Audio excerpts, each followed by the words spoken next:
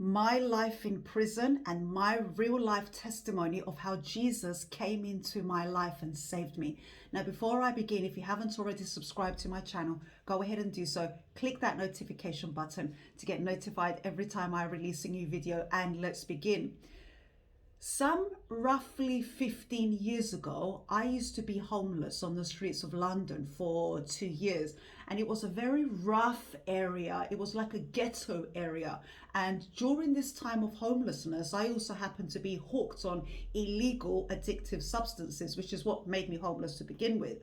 And this lifestyle that I was living while homeless and hooked on narcotics was a lifestyle of everything I did, my life was completely illegal.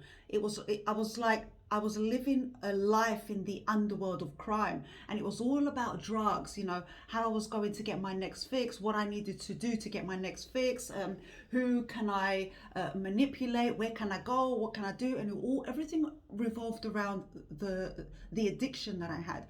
And this lifestyle was killing me. It was destroying me. It was destroying my mind. It was my faculties. It was destroying my health. It was completely deteriorating me from the inside out. And almost everything you could imagine that somebody does while homeless to get their fix, if it could pass through your mind, I probably did it. And this lifestyle eventually got me arrested and sent to prison. And life in prison was not all that different from life on the streets, because in prison you have all the criminals gathered together in one. And so it wasn't so much different from life on the streets. Apart from that, you had shelter, you had food, and you had warm water and things like that. That was basically roughly the only difference. And it was very easy to get drugs in prison as it is to get drugs out of prison also. And so life in prison was not much different than my life on the street. So I just went along with it. I continued with it. I did my time, and the day came where I was released. But as I was released back onto the streets.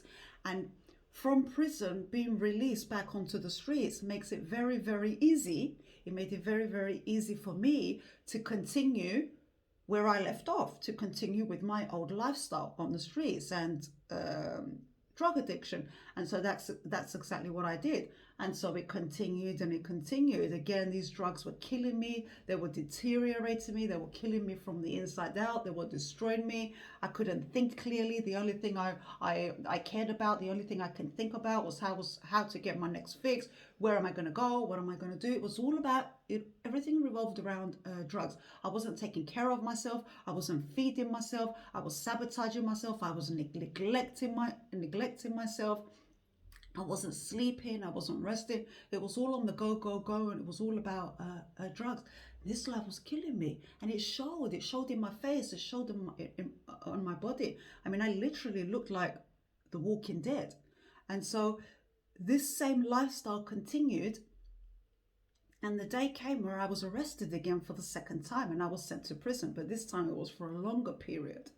And so as I'm in prison this time for the second time, as I lay on my bed one night, this time I was thinking to myself, I can't go on like this. I'm going to die. I mean, I'm on the verge of dying. If I'm released again onto the streets and I continue this same lifestyle, I'm going to die. I mean, it was by luck that I happened to survive. I mean, the streets were dangerous. What I was taking was dangerous. I mean, I'm surprised I'm still alive today. And so as I lay on my bed one evening, I began to pray. I began to pray to God, and I closed my eyes and I said, God, help me. God, help me. If I continue like this, I'm going to die. Help me. And I began to seek God with all my heart. It wasn't just superficial words. Okay, God, help me. And then I go about my business. I began to seek God with all my heart. This help me came from within me. It came from my heart. And I began to pray and I said, God, help me. I'm going to die. My life is destroyed. If I'm released again and I carry on, I'm going to die. And I didn't see a difference in my life immediately, although I felt a difference immediately. And so the next day I did the same, and I prayed, God, help me. I don't want to die. Help me change my life. Help me stop this addiction. Help me do something different. Help me turn things around. Help me save my life. Help me. And the next day I did the same, and I prayed the next day, and I prayed the next day, and I prayed the next day. And then the day came, I think it was just a few days later, I began to see changes in my life. Jesus began to work through me. Jesus began to slowly work. It wasn't a change like bang. Jesus began to work through me slowly, and he began working in my life slowly as I was in prison. Although I didn't know it at that time that it was Jesus, I know it now. Looking back at that time, I know it now that it was Jesus, because now when I open my Bible years later, and I open my Bible and I begin to read scripture, I begin to see that the changes Jesus was making in my mind and in my heart and in my life, in my surroundings, are the same changes that Jesus was making in the lives of other people, are the same changes that Jesus was making in the minds of other people, the same changes he was making in the hearts and in the lives and in the attitudes and in the lifestyle of other people. And so now looking back, I see that's the same things Jesus did to me. And remember, I went through the experience before I read the Bible, so I didn't know then what was written in the Bible. I look back now and I see. And so I look and I say, now everything makes sense. Now I know what caused that change while I was in prison. Because if it was from my own mind and from my own powers, I couldn't make any changes in my life. If I could, I wouldn't have prayed. And so I prayed, and I prayed to God, and I said, God, help me. God, save my life, because I'm going to die, because I couldn't make these changes by myself. So what were the changes that Jesus came and was making in my life? He began to change my mind, my way of thinking. I mean, I remember I was in prison, and I began to think different thoughts that were not normal for me. And I remember saying to myself, where did that thought come from? That's unlike me. That's not me. But it doesn't matter, it's good. And so he was making changes to my mind, my mindset, the way I was thinking. He began making changes to my behavior, my attitude, the way I was showing up in the world, the way I began to behave in prison was different. I began to be more compassionate toward other inmates, toward fellow inmates. I began to be more helpful. I gained respect, not only for myself, but for other inmates and for the prisoners. My interests began to change. So where I would usually be in prison and thinking about, I can't wait to get out so I can get back on the streets and I can start using again and get high and be careless and be rebellious and do the things that I want to do. My interests began to change. My interests were more on the terms of what changes can I make to my life when I get out of here? How can I begin to improve my life? So it was no longer about getting out and doing drugs. It was more about getting out and doing something different, doing something new, doing something good. And not only that, my feelings began to change as well.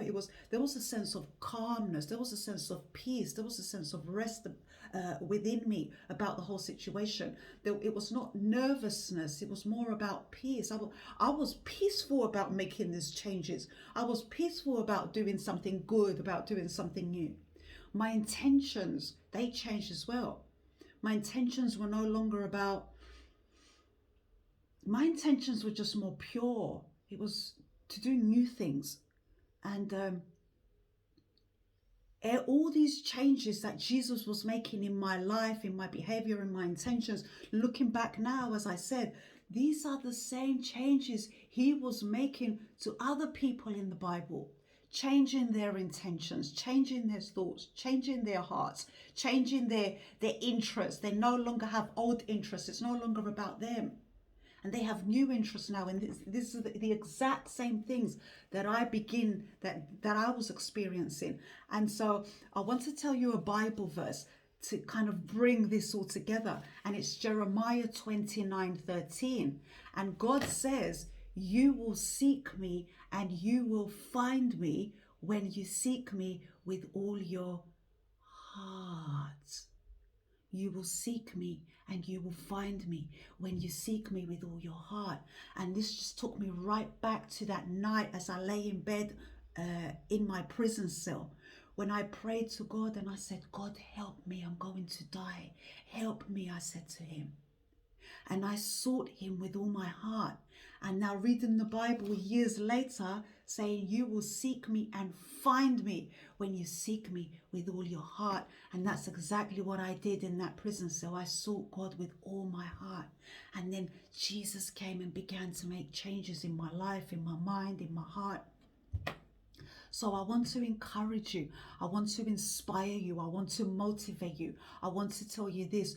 Do not feel discouraged if you pray and you seek God with all your heart and you do not see instant physical manifestations with your eyes around you. If the physical manifestations, if the physical changes that you see are not instant, do not feel discouraged, because they were not instant with me either.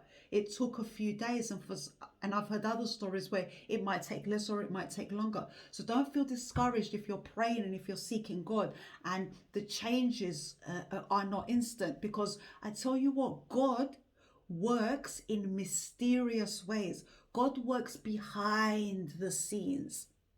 God starts working by setting the stage around you, orchestrating things around you, and waiting for the time to be perfect, because God's timing is perfect. I mean, let me give you an example. As I was in prison and as I prayed to God, if God was to make changes in my surroundings, bang, like that, without first making the changes within me, then my old mindset would reject those new changes in my surroundings because they don't resonate. So God had to start slowly making changes within me, within my mind, my mindset, within my heart, my behavior, my intentions, before the changes, the physical changes in my surroundings occurred. Now, when I see these changes in my surroundings, I can resonate with them because God has already made the changes within my mind, within my heart. Can you see? So if you don't see instant physical changes, physical manifestations in your surroundings, don't feel discouraged. God is working within you first. He needs to work within you first before he can work within your life. So God works in mysterious ways. He works behind the scenes. He sets the stage slowly. He orchestrates things for the perfect timing to come. He removes wrong people from your life. He brings new people into your life. He closes old doors slowly. He opens new doors slowly. He breaks away old mindsets, old intentions, old behaviors. It's like holding a chisel and chipping away at it slowly. You don't want it all in one go, because then you'll be left shocked. So God chips away at your old mindset slowly. And by doing so, everything around you begins to change as well. And so sometimes we can't see God working behind the scenes. We can't, from our perspective, we can't see God working behind the scenes. We can't see God setting the stage and orchestrating things. We can't see it. And during these times where we cannot see it with our own limited mind, with our own limited eyes, during this time, we just need to trust. We just need to trust that although we cannot see with the naked eye, we just need to trust that God is working. We just need to trust. Proverbs 3:5-6 says, trust in the Lord with all your heart, and lean not on your own understanding, but with all your ways submit to him, and he will guide your path, just as he did mine. So what does that mean? Trust in the Lord with all your heart. In other words, let go of doubt. If you can't see anything happening, it doesn't matter. Let go of doubt. Let go of questioning. Let go of insecurity. Let go of uncertainty. Let go of all of that. Trust in the Lord. Trust in God with all your heart. So although you may not see change, it doesn't matter. I trust God with all my heart. And then it continues to say, lean not on your own understanding. So just because you're seeing from this perspective and you're understanding from this level, don't lean on that. Don't go by that. Don't make that your foundation. It says, lean not on your own understanding, but with all of your ways, in all of your mind, with all of your heart, in all of your ways, lean on God. Submit to God. Surrender everything to God. So although this is what you're seeing and it doesn't quite make sense, it doesn't matter. I'm going to lean on God. I'm going to submit everything to God. And by doing so, it continues to say, and He will guide your path. Trust in the Lord with all your heart. Lean not on your own understanding, but with all of your ways submit to God, and He will guide your path. In the name of our Lord Jesus Christ. So we'll leave it at that for today. By the way, if you have not already subscribed to my channel and if you're liking my videos, then go ahead and subscribe. Click that notification button to get notified every time I release a new video. With that being said, head over to the description section below here because I have multiple links there for you. One of the links is to my free newsletter, so subscribe to that. It's to my book, Success in the Subconscious Mind, which made bestsellers. So you find the link to that for paperback and Kindle. I'm currently writing my next book, which is titled Who is God? And that will be published hopefully in 1 month tops. So that will be in the link as well. And until next time, I'll see you soon.